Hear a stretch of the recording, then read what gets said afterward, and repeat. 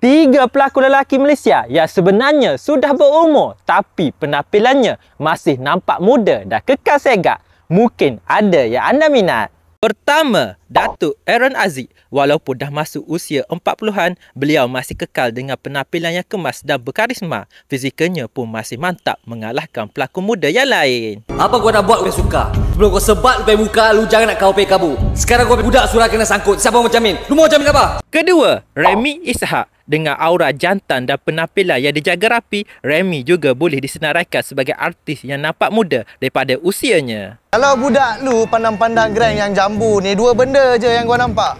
Sama ada dia suka dekat Grand ni ataupun dia tak puas hati.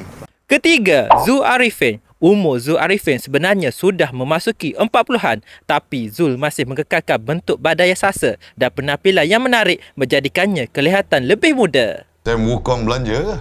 Sam Wukong? Tokan judi yang kau cuba tangkap tak dapat sampai sekarang tu?